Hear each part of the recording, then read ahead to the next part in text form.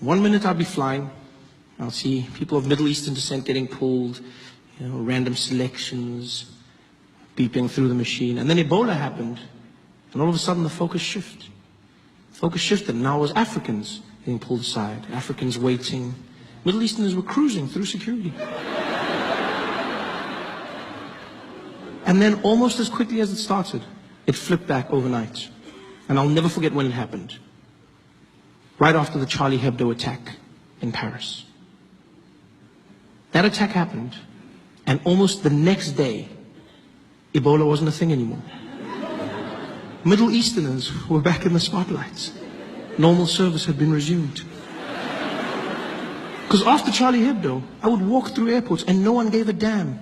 They didn't care about me, where I was from, nor the bananas in my bag.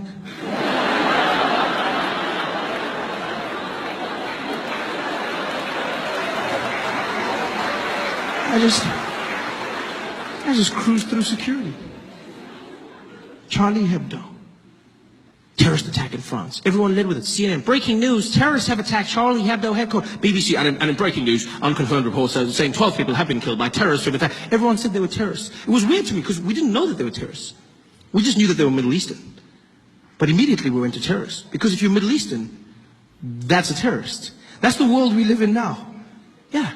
If you're Middle Eastern, terrorism is your trademark. It's so crazy how easy it is to get people to hate a group of people. Because that's what happened.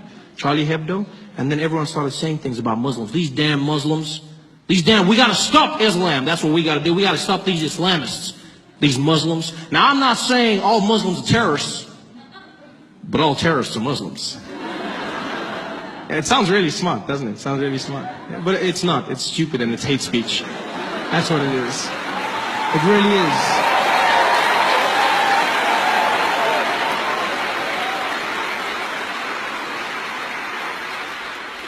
Terrorism is not a race, it's an act.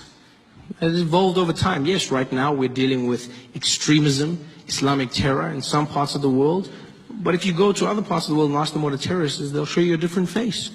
You go to England 20 years ago and you said, well, what was a terrorist? They show you a drunk Irishman. Right? I didn't need to say drunk, I could have just said Irishman. There was a time when Nelson Mandela was labeled a terrorist. Like, terrorism is an act, it's not a face. People say these things. Well, these Muslims, you gotta admit, there's an awful lot of them doing the same thing. You're like, yeah, but you know who's not a terrorist? Most Muslims. Yeah, most Muslims are not terrorists. I'm not even Muslim, but it gets to me because I'm like, most Muslim people are not terrorists. You know how you know this? Because we're still alive. Yeah. They've had ample opportunity to take us out, people. There's 1 billion Muslim people on the planet.